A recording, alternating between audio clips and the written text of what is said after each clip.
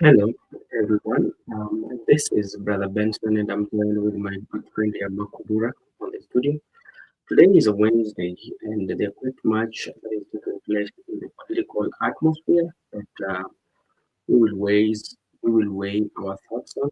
And I hope and believe that all of you are doing very well. Those of us who also in those of you to join the conversation, this is very important.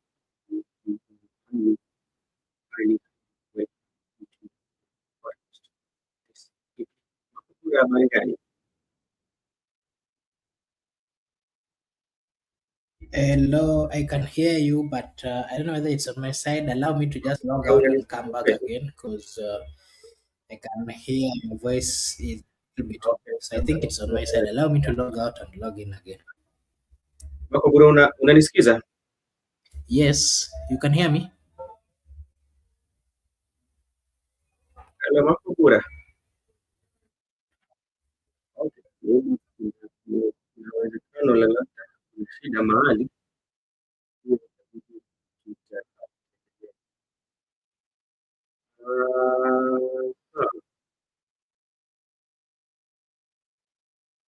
Hello, Makobura.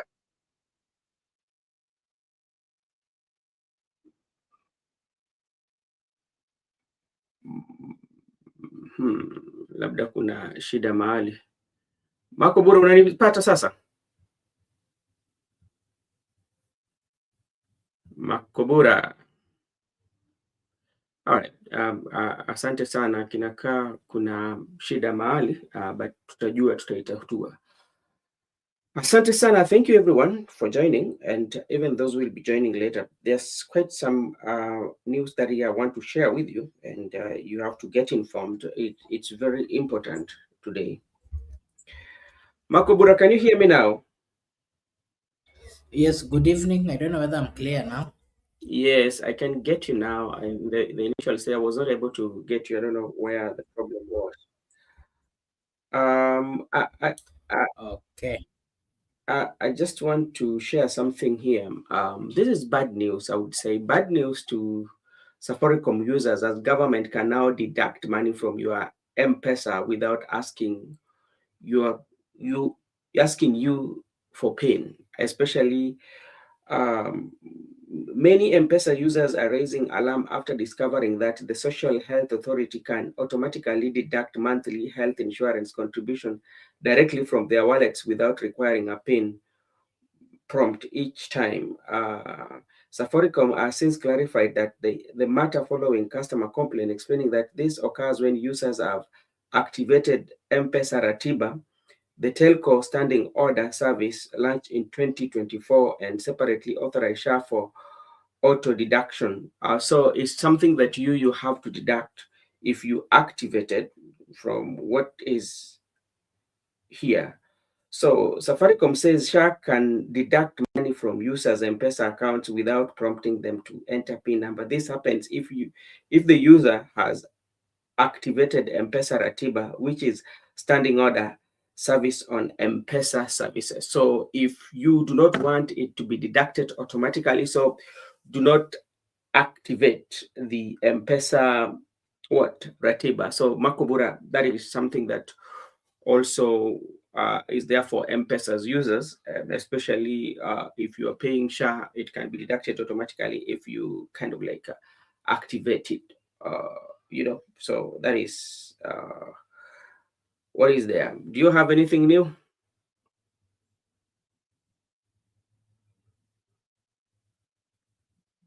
All right. Not really, apart from the news of demolitions which happened last night, which of course Mm-hmm. has caught the social media with a lot.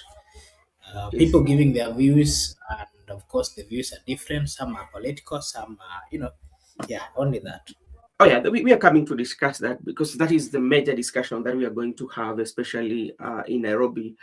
Uh, when you look at especially the property where that is associated with Governor for Kiambu Wamatangi, this according to his accounts, he paid a leasehold for that property from Kenya Railways, and he's saying that it is political. and people are now arguing. And even if you go to social media, they are bringing some properties that sit on a public land that also should be demolished. They're just asking questions. That is also something that is there. Our neighboring Uganda will be going for election tomorrow, but as we speak, Bakobura, the internet is down. So I don't know why it is always, especially the government in place to shut down internet, especially when people are going for election. I don't know what fear that they have, or I don't know what they planning to do. But somebody say that internet might be down, but the cameras on the phone will be rolling. So you might shut down the internet, but at the end of the day, when the internet will be back, all those bad evil or those things that are constitutional or against the law that has been done by both parties, let's say the government and the opposition, will at some point reach the social media. What do you think about the Ugandans, especially Uganda and its government, or Museveni and his administration, shutting down the internet for um, Ugandans? Okay, thank you so much. I did give my views yesterday Mm-hmm. on the matter that is there in Tanzania, and Mm-hmm. specifically the issue of internet being shut down. Mm-hmm. And I can categorically repeat what I did say here yesterday, that it is a bad culture that we Mm-hmm. saw in Tanzania. And of course, we saw the repercussions. You saw what happened when that Yeah. government decided to do that. The people got to the street, Mm-hmm. and the aftermath of that is something that they're still battling as a country. It Mm-hmm. doesn't pay giving people freedom to express themselves, to give their views. Yeah. As a leader, you are supposed to listen to the people that you govern. Mm-hmm. And it is mandatory for any government who is really concerned about the citizens to give them time to also give their views and to entertain, to enjoy being in those specific countries. Again, it is so wrong. Those are bad, Mm-hmm. pathetic behaviors. We've seen them in Uganda, and I can say that we expected that in Uganda. Remember, part of freedoms that are even there in Tanzania, in Uganda, it is even worse, because if you start criticizing the government in power, you Mm-hmm. will be taken to some courts which are not even citizens, courts, Mm-hmm. and you are going to be charged with things, or it's something very, it's difficult to understand. It Mm-hmm. is only in Uganda that if you criticize the president, you are taken to jail. It is only in Uganda that a CDF of that particular can even threaten Mm-hmm. a sovereign other nation, something that is really, I don't know even how to explain it. So the bad behavior in Tanzania has been there. It is a culture, but I believe that there is quite a number of Ugandans who are not happy with those kind of moves, and that they would also wish to have freedom to enjoy life and to enjoy their human rights. And I can specifically say that the likes of Bobby Wine, who are also contesting in this particular election, as much as they might not have what it takes, they Mm-hmm. might not have all the freedom and all the support uh, Mm-hmm. that Museveni is getting from his government, a government that he's currently the longest serving president. Mm-hmm. And it's unfortunate that at his age, he's still, going for election and still threatening and even making it difficult, for other leaders to come into the limelight. It's so unfortunate. And those are some of the reasons that, Africa needs to rise. Africans need to fight for themselves. They need to fight for their rights, because in doing so, that Mm-hmm. is the only way they will save themselves from bad governance.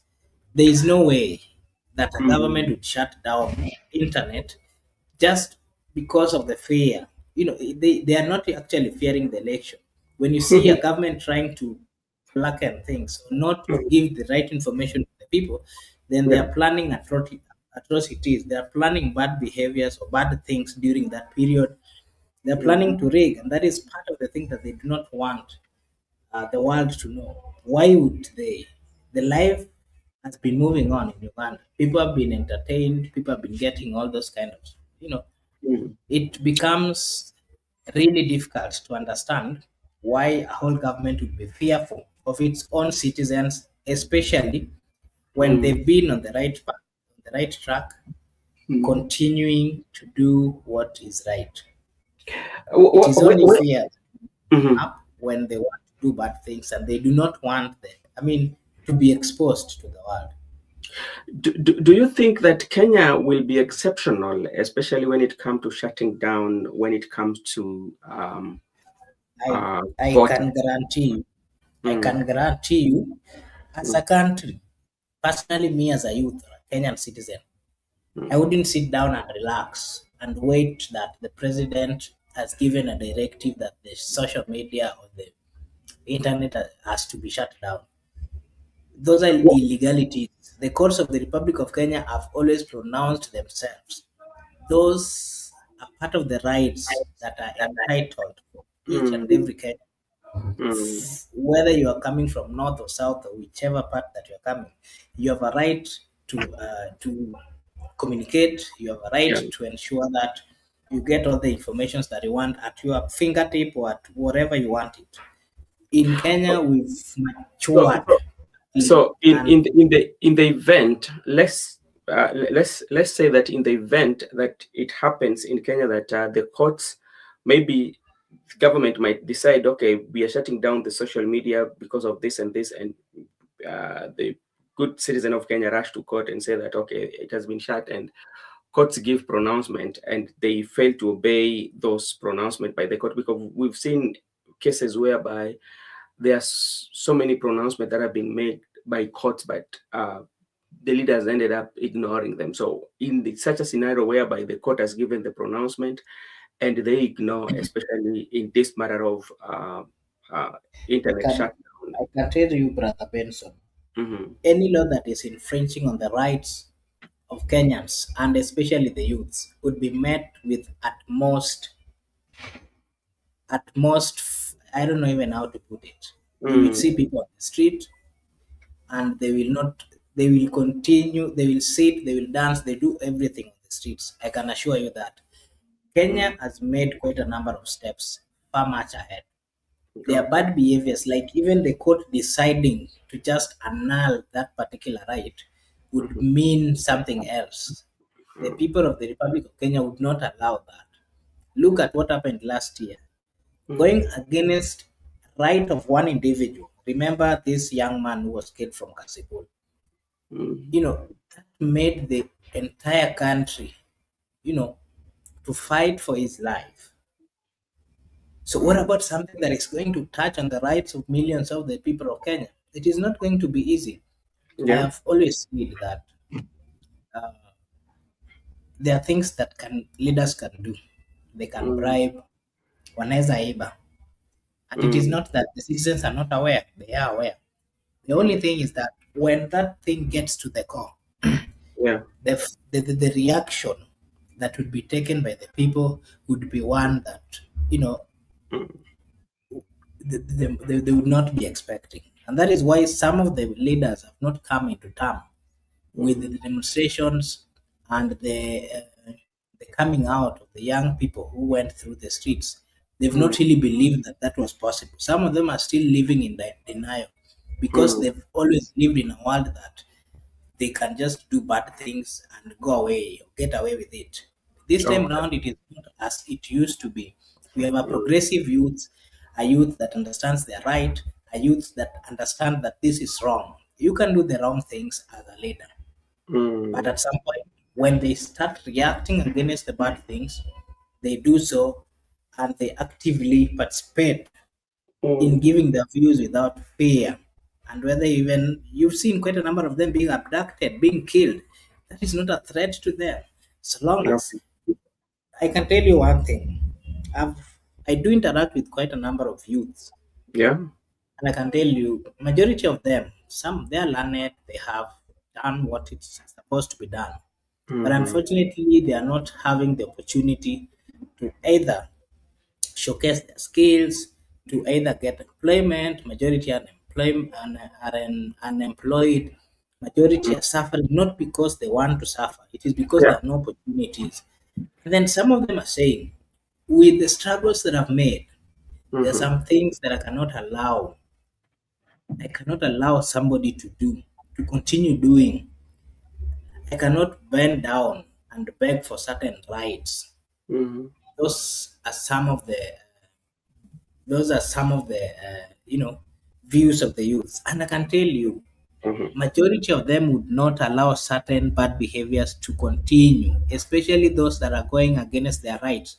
The only thing that Kenyan youths and majority of Kenyans are enjoying is the freedom of uh, Mm-hmm. speech and partly the basic rights that are entitled they are entitled in the constitution of the Republic of Kenya.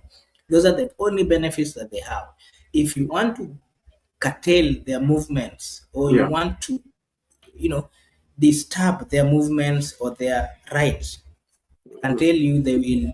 The narrative today outside here is that we are living, that you can go anytime, but before you go, fight for what is right, Okay. stand with what is right. That is the narrative. All right. Thank you so much. I can see our good friend Goodyear. Thank you so much for joining PGR6637. Also, thank you for joining. Kenya is hijacked by Ruto. Now youths are gagged by anything they post against Ruto, and others have been killed.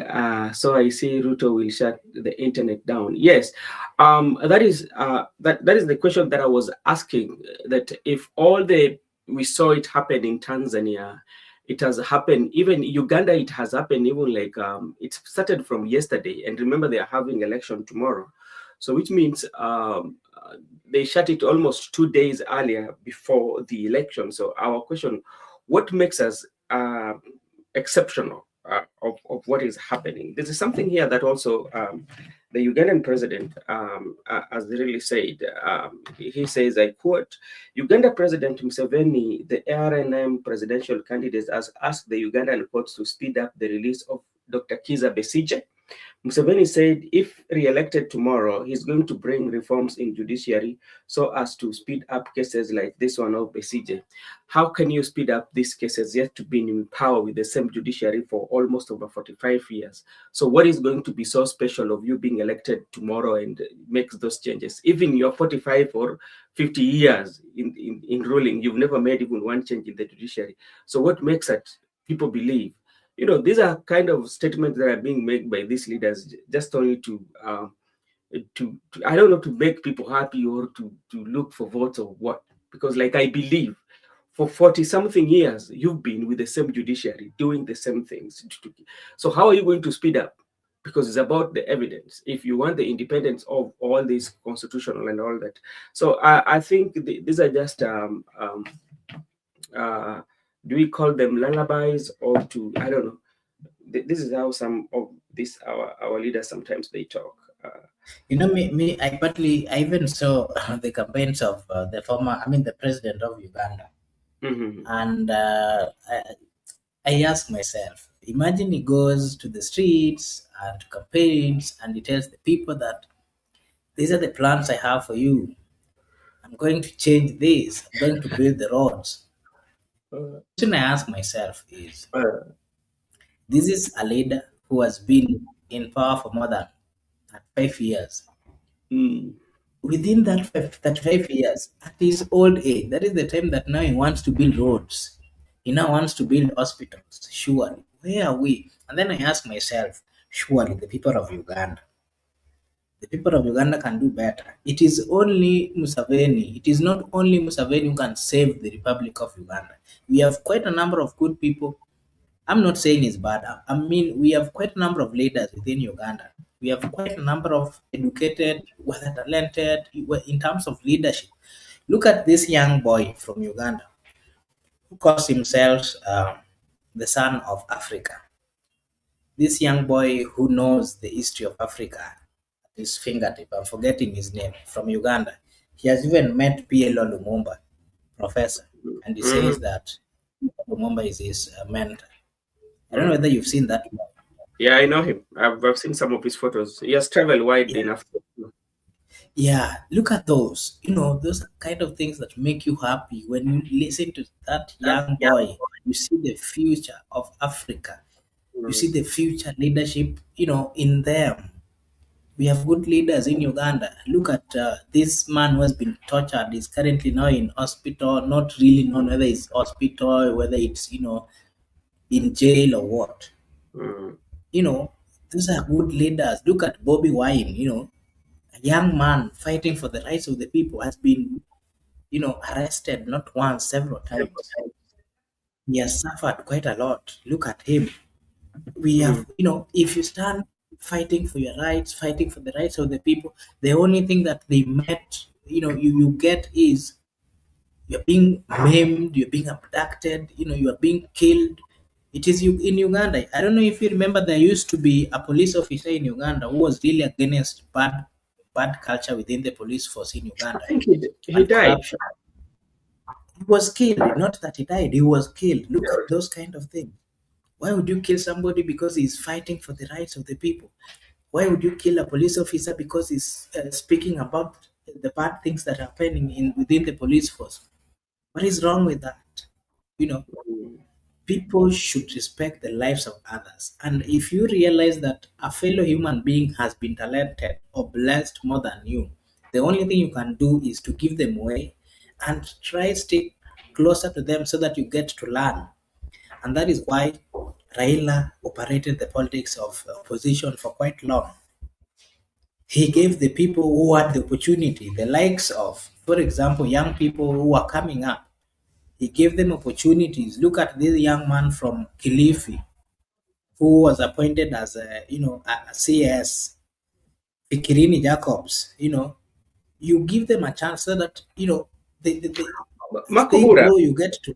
Makubura, let me ask you about this young, because you're talking about appointment of Fikrini Jacobs in the CS. Do you think the intention of appointing that guy was genuine, or there was something behind it? It wasn't genuine, but one thing I like with that particular So, young so, man, remember the so, first time he okay, resurfaced. okay. If it was not genuine, Let me then just give an how do we say clarification on that? it. How do we say that this is empowering? Because if I am to empower, Let you me know, give you a clarification mm, of the first time I saw Fikirini Jacobs. Remember, he was still the student leader of this university, Pwani University. mhm, And it happened that Raila Amolo Odinga had gone to the coast in Kilifi, mhm, and as he was addressing the people, the students shouted and said that we also have a president here. He can mhm, speak. mhm, And when he stood, he spoke. He's a talented leader. That is mhm. one thing that we have to accept. He is Yeah, a mass mover. yeah, That is one of the things that we have to accept. And mhm, when Raila noted that this young man can make it in mhm, leadership, he's a good leader, he's a fighter, he brought him closer. Remember, he was even actually going to vie for the senatorial seat, and it is a year it's Raila who told him to slow down, that he was going mhm, to be given a position mhm. when Raila won. If you remember those kind of conversations. And Yeah, then when the now the broad-based came, that is mhm, when they had their conversations with Ruto, and it is part of the people that were included in the government of William Samoei yeah, Ruto. But true. by the fact of noticing that there was something in him, that was a good thing, because partly he was given a platform. Remember, they were part of the young people who were moving around campaigning for Raila or the Azimio team. Mhm, That is what I meant. I do not really mean that him being appointed as cabinet secretary was a progressive or a good move. Not really. But just noticing and giving them a chance to express themselves was mhm. one thing that Raila used to do whenever he noted that there was talent or there was leadership around. So, as we say that empowering the young people, um, how then, uh, how then can we say that out of 10 young people who are around, or out of hundreds of them, maybe only one is given an opportunity, then we would say that is empowerment? Or is it wiser enough, or is it wise enough, or if the government have strategies in that to make it or create more avenues for young people to get employment or to get into those jobs that they can? Because, like, for instance, if it reaches a point whereby the only people who are given opportunities are the people because they are very influential, then what about those who are not very influential? Where are we going to put them, or where are we going to place them?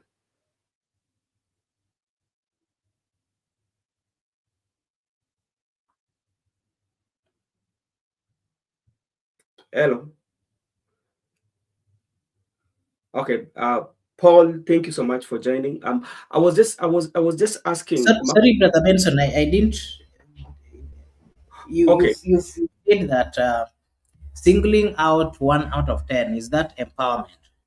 Yeah, because And allow me. the problem I Yes. have, the problem I Mhm. have with this, or my point of departure, it is Yeah. okay to empower young people. That is something that everybody would want to. But how do we empower young people? Do we only empower young people through positions that are being given, or we can also use other Brother Ben, avenues by creating good avenues that eh, can absorb as many as they are? yeah, I get your take. Mm, But when I did give, or I did use Fikirini Jacobs as an example, I yeah. didn't really mean that he has been, that was the right empowerment. Mm, I've given, a slight clarification on what I meant. yeah. Empowerment of youth, if you want to empower youth, is one, Mm, the first thing is making their lives stable in yeah. the sense that Mm, in whichever way that they can get something, mhm, something to mean that they can be able to get to a position where mm, their daily needs, they can cater for it, they can easily marry. Currently, I can tell you even marriage is a problem amongst the youths. yeah. Those, back in the days, I've read quite a lot in history. People used to marry from 25 years to around 30. You'd find that majority of people would have married at that particular point. But Mm, today you see people getting past 30, and if you start asking them about marriage, the only thing they will, they'll mm, deep down they are willing, they want to get into it. But yeah. they are only fearful of one thing. Mhm, How am I going to manage my family? That has always been the stress that young people are going through. It is yeah. not that they do not want, Mm, it is that the economy and the lifestyle around cannot really allow them to have a good mm, life that they've always wished for. And remember, these are people who have invested either in education, some of them mm, sold land, some of them, have suffered to get to where they are. mhm, But unfortunately, they're not able to get what we call any they're not able to get anything that can sustain them or make them have a life that they have desired.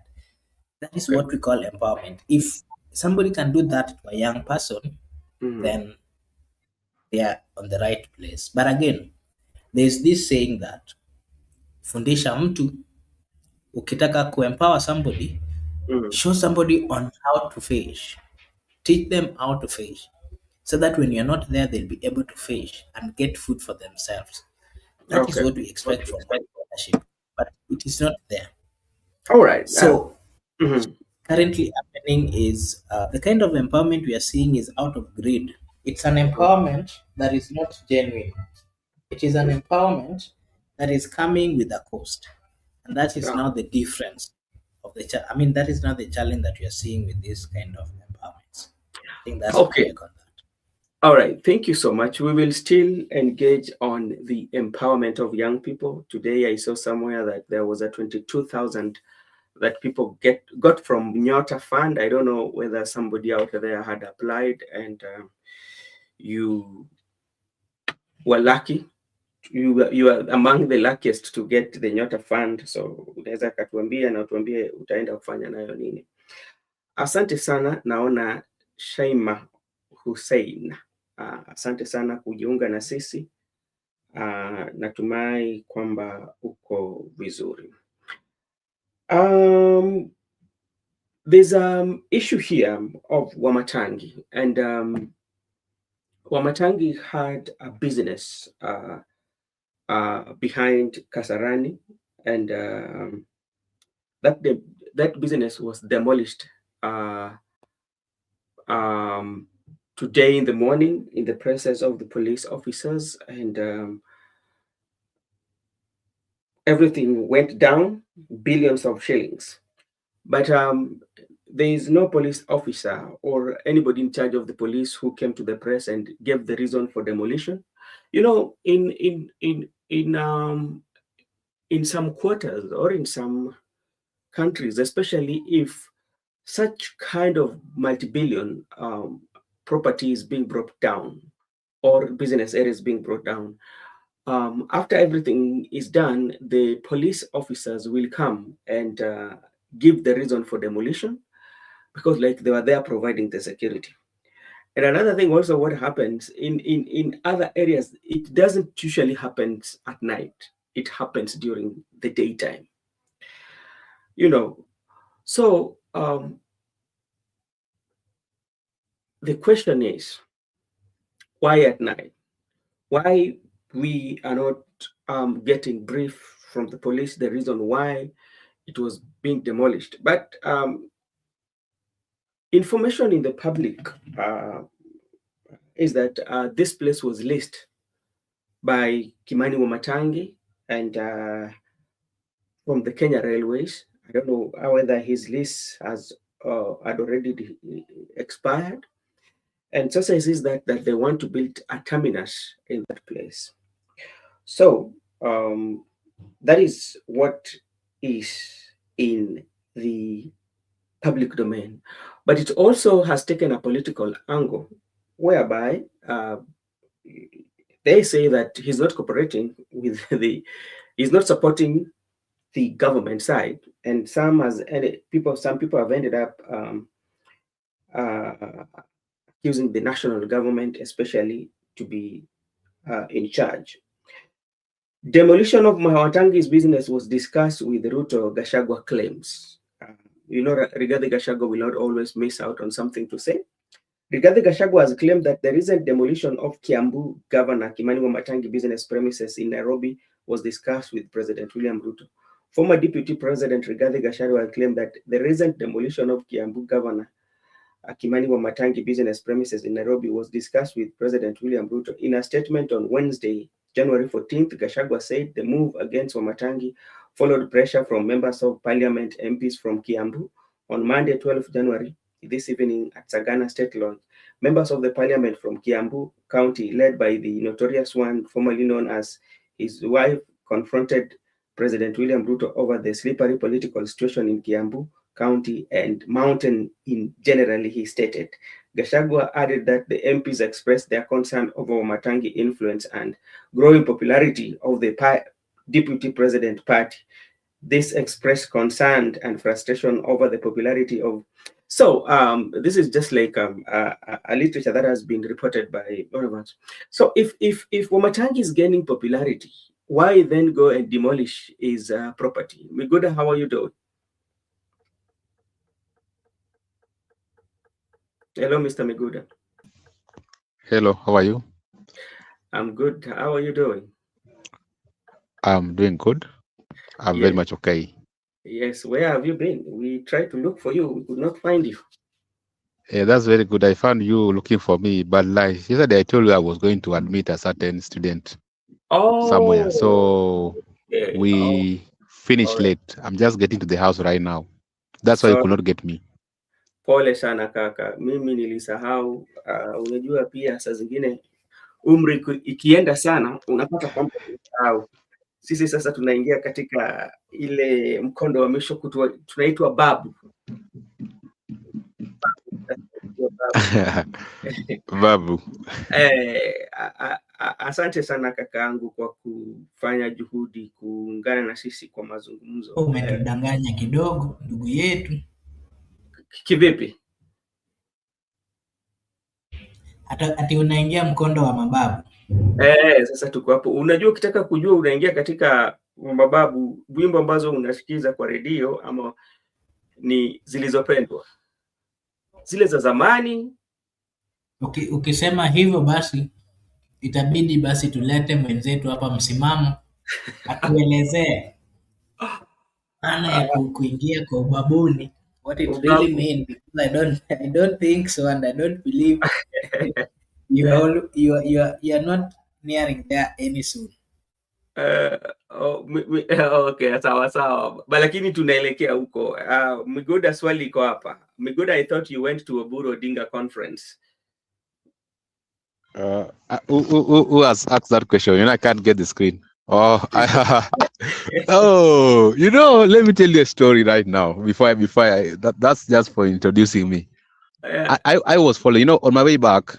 Yeah. That's why you could not reach me, because I was following that rally online. And when I was coming back, and so I had some issues to do with the offline calls. So when I was following that meeting online, the team is divided.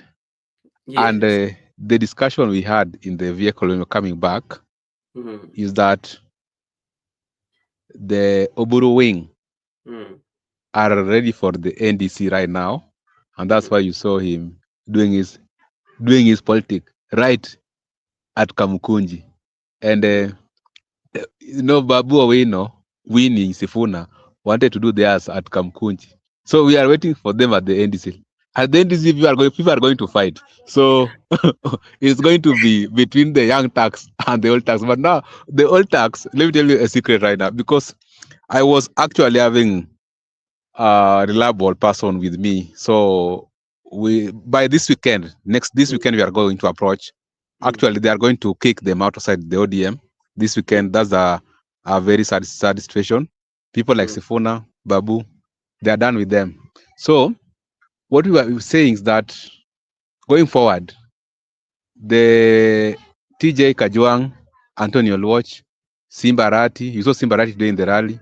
They have bring their boys to Oburu Odinga and assured him to call NDC. So when Babu will come with these boys, they have to fight. Like I told you yesterday, because they're having the state support, the GSU. So expect war. And people are going to be kicked out of that NDC. So it's going to come. It's going to happen. So my good friend Shaima, that's the story I have. I was not on the rally. I wasn't in that rally, but I got the intels that we are going for the NDC. And the NDC, no one is going to be a coward. Everybody is going to be there, even Sifuna and Babu. So it is, you have to take it by force. If you can take the people, so be it. You understand, it's going to be that. No, if you miss the NDC, then you are a coward, because they are the people who have been calling this NDC. So when it is called, you must be present. So that's the news I received on my way back. So I wasn't in that rally, but I got interest and I got information. Okay. Thank you so much, Miguda, for that. And luckily enough, let's pause for Matangi a bit, because Miguda has really taken us to another conversation about the rally that was held in Kamkunji, that is in Kibra. And it was led by Oburu Odinga. We had governor from Mombasa, governor from Kisii, and governor from Homa Bay. The governor from Migori was missing. The governor from Siaya and Kisumu. Definitely the other governors do not have any positions in the party. So their absence is okay. But when you look at what was happening, Sifuna being the senator of Nairobi, and also the secretary general of the party was missing. And as you said, that they are going to be kicked out, that is something that is underway, because the only person that has made it not very easy in the party especially to President William Ruto, I think is Sifuna. And one of the conditions that I feel, looking at it politically, that President William Ruto or the UDA has put on the table is that for us to start this negotiation, we do not want Sifuna to be the Secretary General, because the Secretary General is everything. He has the documentation of and the custodian of all the documentation of the particular party. So that is what might happen. Secondly, we know when you look at the history of all these political parties, tell me of any political party that have gone to election, especially even in NDC, and voted for their leaders. All the leaders that are running these political parties have been running on interim basis or appointments. None of them, even in the history of ODM, there is no a day in the history of for the last 20 years that ODM has had delegates meeting to elect their leaders, and through delegates, and then being ratified the same time. So majority of the leaders are the people who have been appointed. Look at Wanga. Wanga has been appointed as the chair. Mbadi was appointed as the chair. Babu Namwamba was appointed as the chair, as the Secretary General. Lagat, even Nyong'o. Nyong'o was the first Secretary General of the party when at the initial stages. So none of them have been elected by the delegates. So that one tells you how it will be. Then before I invite you, even Miguda, because you can tell us more about ODM, the factions of Babu Owino and Sifuna and James Orengo, to me, I feel the way it stands right now, they do not have a chance to fight, because Sifuna is the only person that has a position of SG. But once he's taken out of that SG, I tend to believe that his influence, especially in the party, will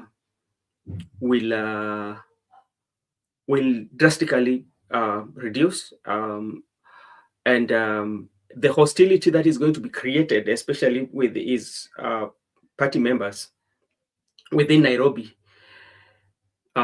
is going to be bad, because they want to make it very difficult for him, especially to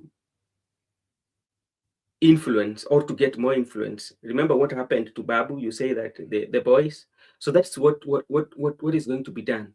Even if you look at the meeting that took place in Kilifi, I think one of the reasons why it was taken to Kilifi is because maybe Edwin feared for his life. Even in Kilifi, you saw those boys who are Sifuna must go. Where did they come from? So as you say, that is true. They might take him off, whether you like it or not. So that is what I might say. Let me add something before we proceed, because today I was privileged to meet some people. We met somewhere, and one of the people we are having a discussion was the current majority leader of the ODM in the Homa Bay County. This guy from Dewa. I was with him and some colleagues, because we had a very good team, ODM members actually, at the grassroots. And I was able to get informations. When they speak for those big wigs. And what they were saying, they were very clear that that's why you saw Simba Arati today in the rally. And you heard what Abdul Samad told Simba Arati, that Simba Arati, we need your backup. It was not deliberate. It was very deliberate. We need your backup, because, and Simba Arati responded by saying, I'm still having roots here in Nairobi. My guys are here. Even though I'm in Kisii, but my people are here. Because the intention is, let's call for this NDC, which they are calling for. Then at the NDC, if you manage to win, then we will shut them. And let me tell you, the way you have said correctly, plans are underway to kick these people out of the party.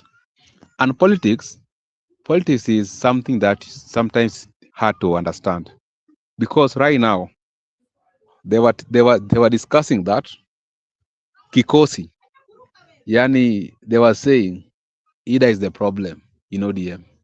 They were saying all these things we are seeing today is because of this woman, and they were very particular that we want to kick out to Ida's team into the party. and we have extended an olive branch to give their brother or their uncle. Even no matter how you Oburu look weak, but they have said, and let me tell you, these things of NDC, some people need to understand it, how it works. NDC is you call the grassroots leaders to the national, then their decision is final. Yeah. And right now they are very confident, and they said call NDC in Nairobi. Initially they wanted to go to Mombasa, and Sharif was willing to facilitate, but they have now made their mind. Just like I've told you. And today you saw Jalas was there, you saw Orero was there, and they're saying that's why they went to Kibra, because there was intel that actually Babu Sifuna Wini were planning to go to Kibra ahead of them, so they hijack it. That is why it was never planned. So that already they have gone to Kibra Kamkunji, and they are going to facilitate Kibra boys. They are going to facilitate Madare boys. You understand? The MP for Madare, Anthony Olwach, is on their side. TJ Kajuang, the goon himself, is on their side. And they were also saying Simbarati to facilitate those people at Dagoretti North, so that because they knew very well that Babu is going to come with these youths from Bakassi East to disrupt that NDC. And that's how you take it. You go there, you disrupt, you take the people. And that's why Oburu Odinga was talking confidently. And that's why I want to tell the people that right now, plans are underway, and they are not going to turn back. ODM is divided. That's the reality. The Oburu team are going to retain ODM, and they are going to go with it to the negotiation. The Babu, the Edwin, the other teams are going to find their ways outside. They are going to be persona non grata in that party, and they are going to use Oburu Odinga as the party leader. So that's the reality. So you have to look where you fit. If you want to go to the Sifuna team, Sifuna team is going to have people like Winnie, Babu, Ida, Osotsi. There are many people, the likes of Caleb. But the Oburu team, even if they are going to be two people, they have made their mind. They are kicking these people outside the ODM. And that's the reality. So that's the future. And right now, if you get information from the locals, you call people around. They're telling you, let's wait for weekend. Weekend, we are kicking him out of the ODM. So right now they don't care who you are, and that's the decision. It has been made, and it's final. And thank you so much. And my question to you is, Makobura, are you still there? Okay, my question to you, Miguda, is because there's something here that Uhuru Kenyatta did. Okay, maybe you will help me. There's something that Uhuru Kenyatta did, especially when he was running for presidency in 2013 for the first time. Instead of going with the KANU, he decided to form TNA.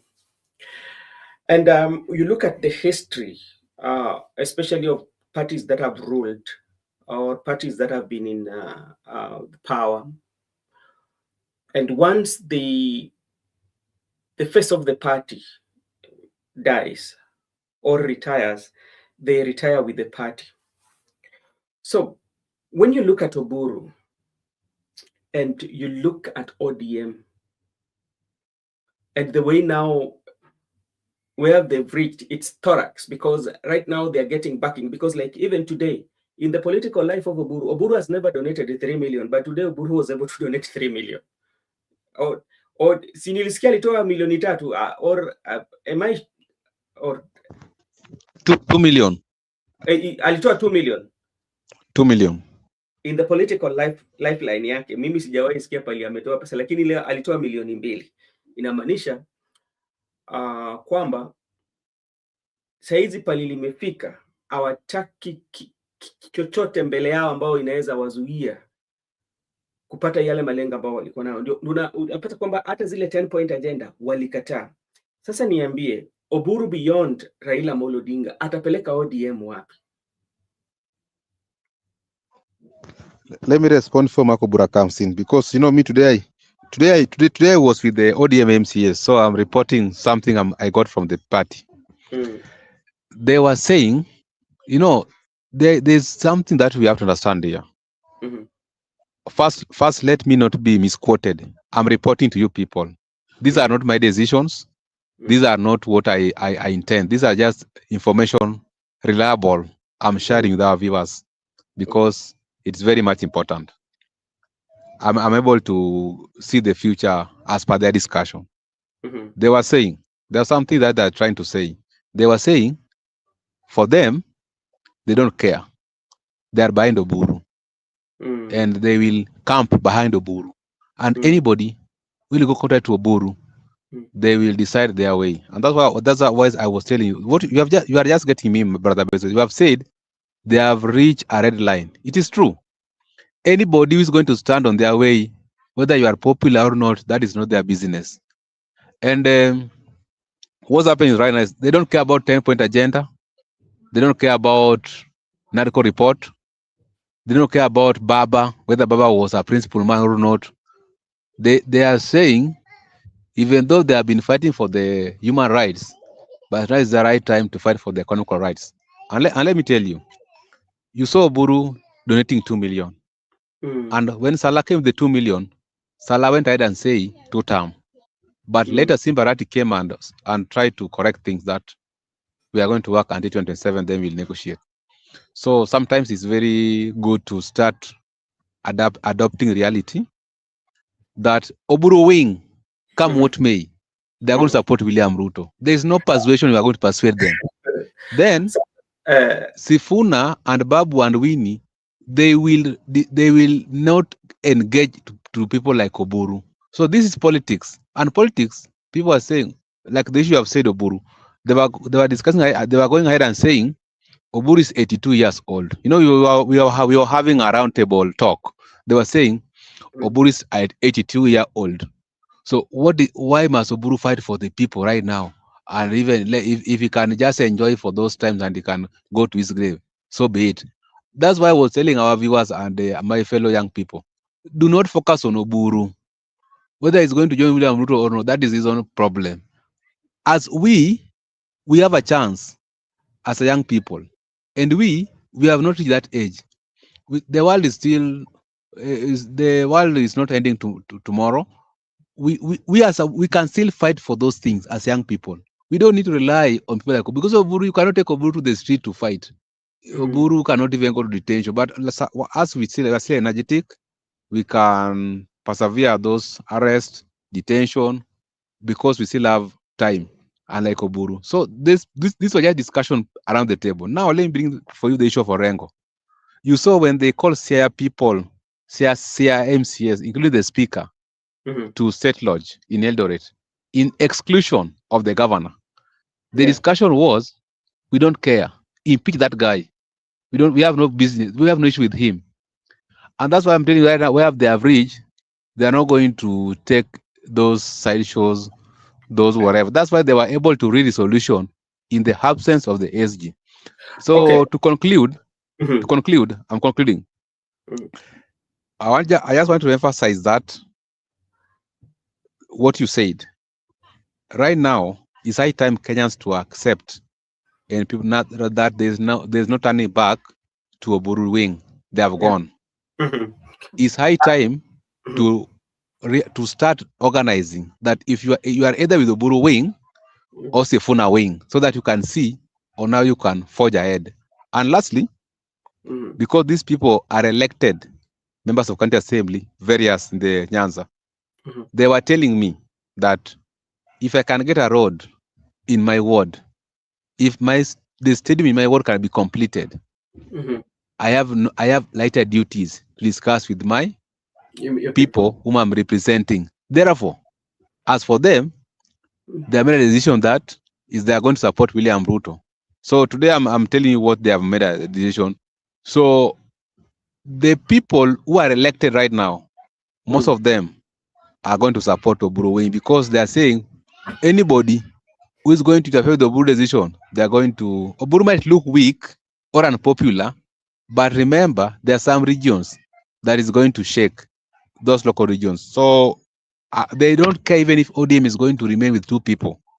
That's the reality. So it's high time people like Babu and Sifuna should now give people their followers direction, because they are no more in that ODM. Okay, thank you so much. And one thing with Oburu still rides on Raila Amolo Odinga legacy, and I do not. I'm still convinced beyond reasonable doubt that Oburu has so much influence in ODM, even in making decision. Is the custodian of Raila Odinga legacy. Is there because of Raila Odinga, but is not there because he is very influential. So one thing that will happen is that majority of local leaders that you see around, because sometimes politics is local, especially in their local areas. They also study the ground. Like for Sifuna and Babu, we know they are quite much tricky because they're in cosmopolitan, and it's quite much very tricky. So they have to find a way of balancing their political journey. But for me, what I'm convinced beyond reasonable doubt, because if you're very keen, Makobura, you will also have to talk about this.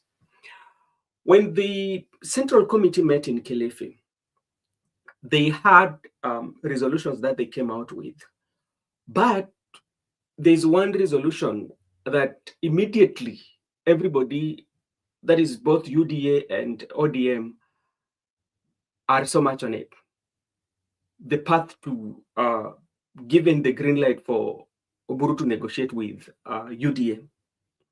And they're mentioning that each and every time that Oburu and the NDC has made a very good decision. Listen to what Kaluma is saying, listen to what Otieno Kajwang is saying, listen to TJ Kajwang, all of them, what they are saying. It tells you that, okay, the decision has already been made. And I think this is one of the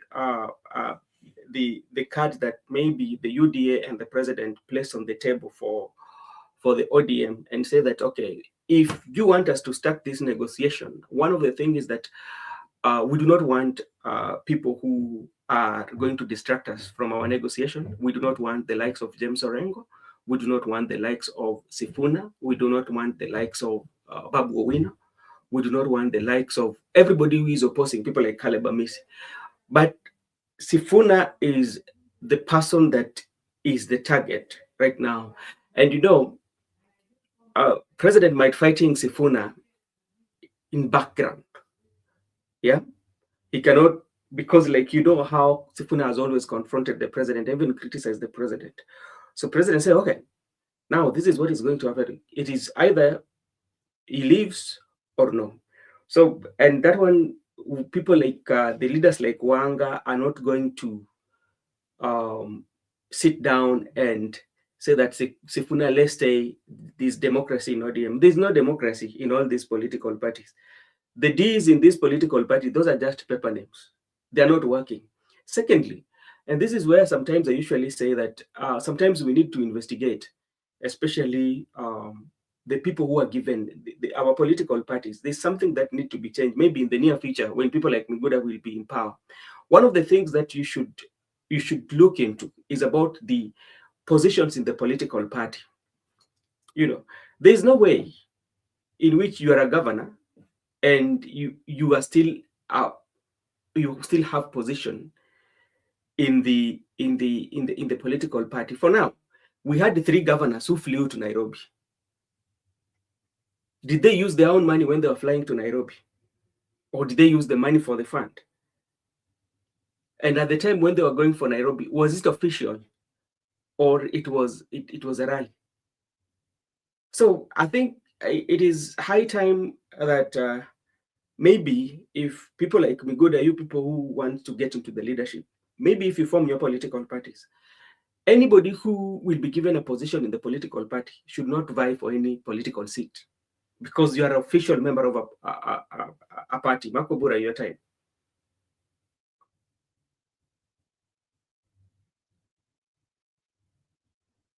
That reminded me of something that has always been there to Kiambiwa, that young people are the leaders of tomorrow. And the only question I've been asking myself is, how are the young people leaders of tomorrow if they're not even being given a chance? there's no any motivation. Most of time wanapewa tu vitisho. If you are not able and willing to be with us on this platform, unaambiwa that you can go look for another place, and that is the narrative everywhere. Look at, for example, what is happening in ODM. If you cannot comply or follow what the party leader is saying, then you can look for another party. Na hizo tu ndio vitisho zenye wanapewa. And remember, the people are giving these senior members of the society. These are people in their 60s, in their 50s, who still wants to get hold of power. And it's not easy at times to understand what is really happening in Kenya, not just Kenya, in the world, because the level of greed in the humanity, especially those in leadership, is on another level. And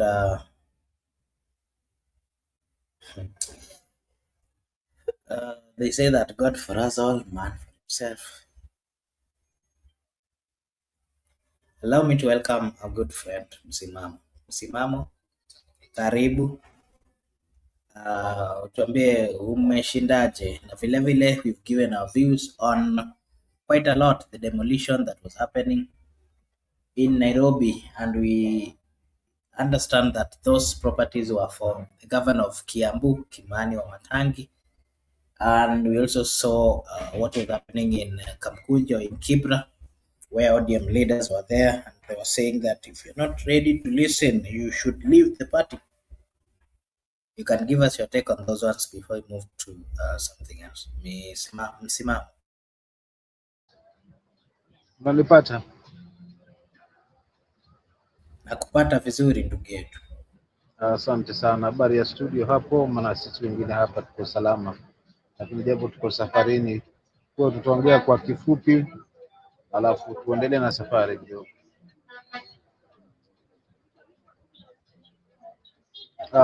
Nichukue pia nafasi kwa wale ambao wako upande wa comment section kule, wakiongozwa ndugu yangu Jespona na wale wengine, lakini vile vile ndugu yangu hapa Mjuda,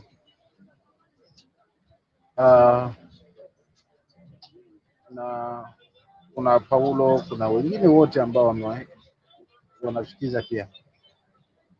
Kiukweli mimi sitakuwa mrefu wa maneno kwa sababu kama nilivyotangulia kwamba niko safarini, na kiukweli ni kwamba ubomozi ule unakinzana na matarajio na mapendekezo ya mahakama. Sasa sijui kimtazamo wangu nani iko juu zaidi ya mahakama, ama nani anaweza kinzana na maamuzi ya mahakama, kiasi kwamba sheria haifanyiwi, yani haiheshimiki siku hizi. Sababu kama ndiyo kweli majengo yale ni ya bwana yule gavana, lakini yana matatizo ama tashwishi, lakini zipo njia za kisheria. So unaona watetesi wanasema wamekuwa mahakamani, walistopishwa wasibomoe, lakini wamebomoa vivyo hivyo. Sasa sijui kwa ni namna gani ile. So kama nipigeni kama madai walivyodai kwamba mahakama ilikuwa imetoa oda usitishe ubomozi huo, lakini imefanyika hivyo kwenda kubomoa, basi ni sana kwamba pia kuna tatizo hapo la kuitii sheria.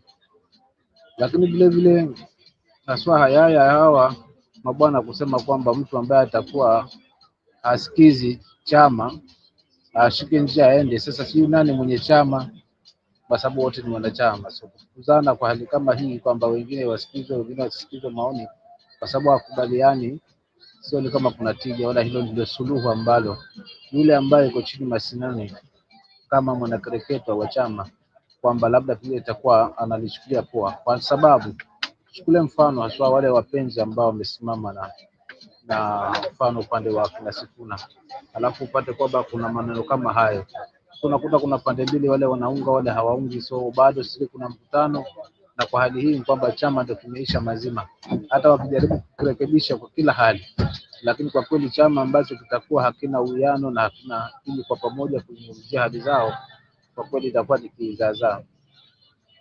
Alafu pia umeniuliza swali lingine la kwanza kabisa limenitoka, labda vingine unikumbushe ili niweze kumalizia hapo kaka. kama unanipata.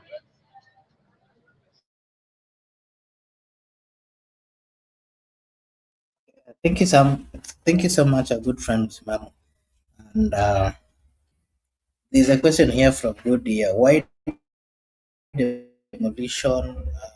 demolish people's homes, businesses, and all those kind of sorts? The question here is they are circulating whether it is true or not that there were notices that were given. But why do you think they went ahead to even kuharibu magari? Inasemekana magari za watu zilikuwa zimeegezwa hapo, after kuoshwa wako na car wash, magari zote zimeharibiwa. Was it really necessary? And again, if you watch that video, the number of police officers who are there at night, do you think it's necessary? That is the right way that we should go as a people? Msimamo, vile you can give us your take on what is happening in Uganda, where the networks has been shut down, the internet, because of the ongoing elections. What are your views on that? And do you think such a thing can happen in Kenya in 2027? Yeah, it can even happen kwa sababu tumeona Tanzania ikizima internet na sasa Uganda pia wamezima internet ya. Hofu yangu na wasiwasi wangu, najiuliza maswali, nini kinajiri? Je, watu wanaogopa nini?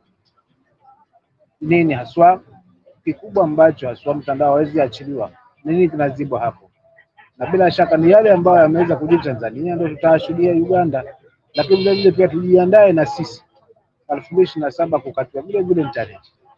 Kama umekana ndio mfumo mzima utakotumika huo East Africa, na kama utatumika hivyo kuniamanisha kwamba kuna haki hapo, kuna sauti hapo ambayo haipendi haswa kusikizwa na hawa ambao wanaamini kwamba kukaa kwa mamlaka ni mwenyewe. Sasa wewe ndio ukiwa kwa mamlaka ndio kila kitu, wewe ndio katiba, ndio sheria, ndio everything. Sawa tu na hili la ubomozi wa nyumba, kwa sababu na sasa kuna tetesi kwamba kuna court order ilikuwa imetoka. Sasa kama ilikuwa imetoka court order na sheria haijafuatwa na kuchukua maamuzi kama haya ya haraka, kumaanisha kuna some people who are above the law.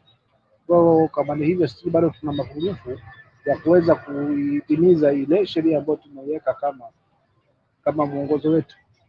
Kwa hivyo hayo ndio ambayo naweza kachangia, lakini kama ya Uganda kuzima internet haina tofauti na yale tunajiri Tanzania, na ni hivyo hivyo itakavyotumika pia huku kwetu wakati ukifika. Labda hilo ndio langu ambalo naweza nikaongezea kaka yangu hapo host. Asante.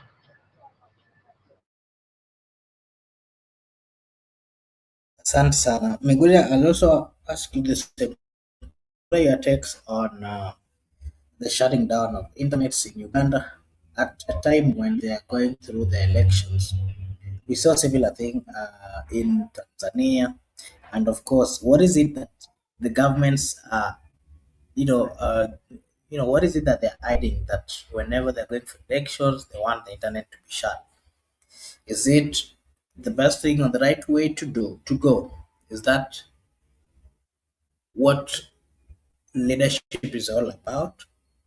Why is it that they're not shutting down the internets in these other normal days, Miguda? Oh, what I understand is that Uganda is still behind, and Uganda is still behind in terms of their laws, in terms of their rules, in terms of their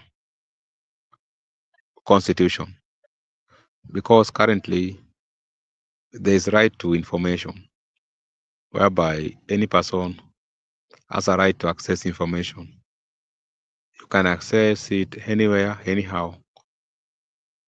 The vital things that I have the information, how I got the information, none of your business.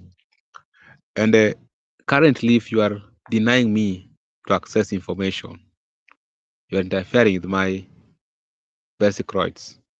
Because, for instance, if I'm an international citizen and I want to access information on how Ugandans have carried out their elections for academic purposes or for international relations, I'm unable to access it because you have decided to shut down your internet. How will I know? How will I develop even our culture or our laws or our democracy? So I don't know. There are problems that they're behind, but what is very much important, when anything happens out of it, it will be justification that there was intent to do so, to execute whatever will happen. For instance, in the Tanzanian, when people died, the government denied that people never died. But later, people died. What happened? Internet was shut down.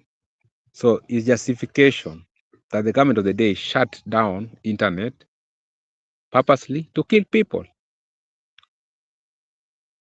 You interfere in the people's fundamental rights by shutting down the internet. Our neighbors in Uganda need to wake up and just to fight for themselves, because no one is going to fight for them. Like Tanzanians should look. Even us in Kenya here, we are not contented. We have issues with governance. And that's why even today people are fighting. People are advocating for good governance. People want transformation. So it is a work in progress across the African. And what I can just say that you can only fight for yourselves. You can only fight by yourself. No one will come and fight for you in your country. We can only do what we call, we can give public view, or we can decide only to do awareness of what is happening as international students, citizens. But the major part is the Ugandan people. Right now, they could be in court protesting the decision. Right now, they could be in the street protesting the decision. Right now, they could be writing to international organization, lobbying, so to protest for the decision. But if they are sitting pretty, change will come where they are sitting. Like our Tanzanian people, because people went to the street and demonstrated far right for their rights. Right now, there is that involvement of international bodies who are doing inquiry of what happened right now. They are doing inquiry of what happened in the elections. They are doing inquiry of what happened in the killings of the people. And actually, there's this process whereby they want to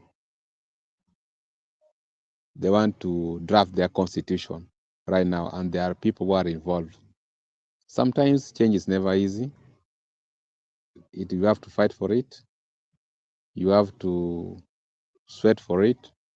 So people will tell you that for how long will you go to the street? For how long will you protest? You can even decide to be disobedience. There's that civil disobedience. You don't need to go to the street to be shot by a police officer or to lose your life. You can decide to boycott or restrain from the government services. Then that's also part of the strike. I think, Makobura, we cannot say that we are perfect, even us as Kenyans. It's a work in progress. Democracy is a work in progress. We cannot say that now we are contented. We have reached where we are. We are contented with our economic or social rights. We are contented with our human rights. It's a work in progress. Even by those world who are the pro-democracy, are the super democrats, there are some issues which right now are in question. There are some historical events that actually are right now under investigations. And when people are investigated properly, you find that there are some people who have been arrested. Maybe somebody has been arrested in a foreign country. Some people, cases, their files have been opened. Those are the challenges of democracy, that you cannot get consensus at one point. It's a work in progress. So the people of Uganda, we just wish you all the best, but sometimes try to also voice out your challenges to the world so that there can be an inquiry by the international bodies. But as for the Kenyan people, we got the right to access information. We have the freedom of media. And that's why you saw right now, people are just doing social media content creation anyhow, without limitation. They only tried to bring the cybercrime bill to parliament. I don't know, it's still in the court, pending ruling.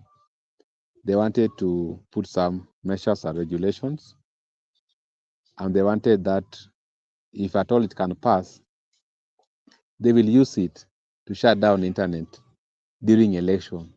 Right now, they cannot shut it down. But if that bill could have passed, they could have shut it down. Or they could have just said that you are not allowed to take photographs in a polling station and post. Or if there is people who have been killed, right now, if you kill people in Kenya, you can post. They could say, okay, if people have been killed, do not post those things, those pictures. If you post those pictures, they are going to open for you a file and charge you with terrorist. Terrorist to mean that either you are aiding or you are part of it or you are promoting. Because, for instance, if I post a picture where people have been killed, it can, for instance, if you're in another region, you can influence other people to start fighting that our people are being killed in a certain region. So it means you are promoting terrorists, such things. They wanted it to happen. Right now you can do those things, but no one can take it to court because there's that terrorism act. It is not applicable. So that it's not applicable as per what they were trying to introduce into that cybercrime bill. And that's why in the cybercrime bill, they were trying to restrict Kenyans. They were doing some amendments bit by bit. So by the time you go to court, you are not going to argue on your right to access information, on your freedom of media. They will pin you down that act. And that's how they will charge you and convict you. But the good news is the judiciary is watching. And right now, they cannot attract that one cannot happen in Kenya. You cannot shut down internet, or you cannot shut down whatever foreign people. And that's why when we were demonstrating on that day, Ruto has no option. When Gen Z invaded parliament, he has got no option but to allow it to happen until he brought in the military to the internal affairs. Because you cannot shut it. How? Who gave you that authority? So I think it's high time we also encourage our people to, as we struggle as Kenyan people, we are not contented. We are not yet there. We should also pull our neighbors to be where the world is.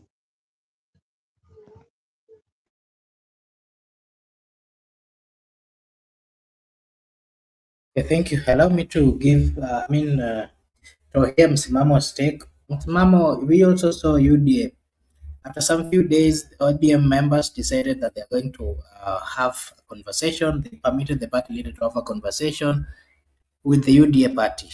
And today we also saw a meeting that was held by the president, and UDA as well has permitted their party leader to engage ODM. And of course, it is an engagement that is all geared towards 2027 and the working arrangement for the next general election. Mr. Msimama, you can give us your take on the same, and then you give us your last remarks. Then Meguda will also come and give us his view on that, and then his last remarks. Msimama. Ndugu yangu, asante. Hili limeshapangwa, lishaiva, kwa hivyo hatuna budi kulitazama liende kama lilivyo. Swali ni je, ni kwa faida ya nani? Hilo ndio swali libaki tu kujiuliza, ni kwa faida ya nani? Wao wamekaa, uongozi umeamua ndio hiyo njia, lakini je, kiukweli haswa ni nani hapa analazimishwa haswa huu kuhuba na huu urafiki? Na tukiutazama urafiki huu ni kwa faida ya nani?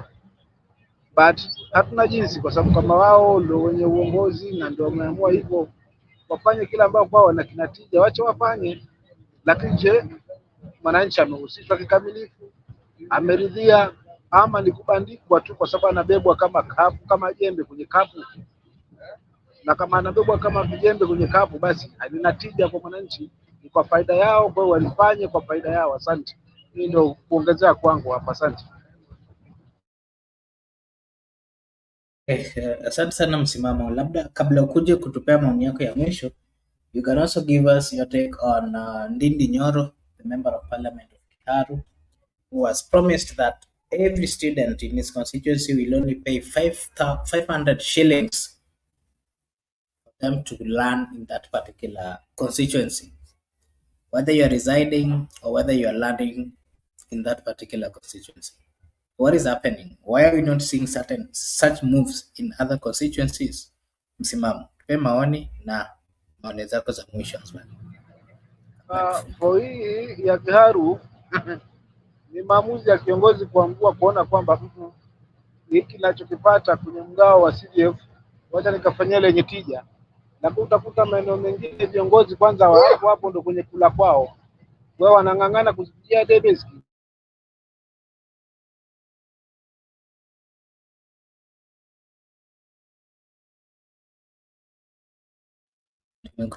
Tumekupoteza mwenzetu Msimamo, sijui kama unanisikiza. Ndio wanashangaa huyu jamaa alizipata wapi? Ndio zile zipata 88 million.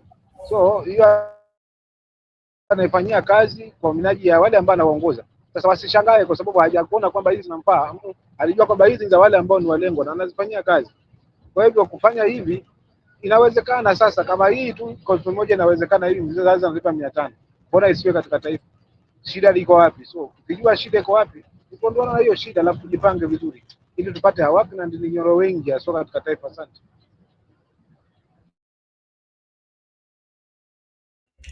Maoni zako za mwisho Msimamo? Mwisho mimi kuwatakia kila heri wale wenzangu, ama niwatakia aswa wale ambao wako comment section, aswa wakoza ndugu yangu Jesper, alafu na wale ambao ni wakareketwa wa hapa ambao wanatusikiliza on daily basis, kwamba tujisahau, tujitambue haswa nafasi yetu ni ipi kama wananchi, then haya mambo tutamaliza vizuri kwa sababu yeye yuko kwenye mikono yetu. So I believe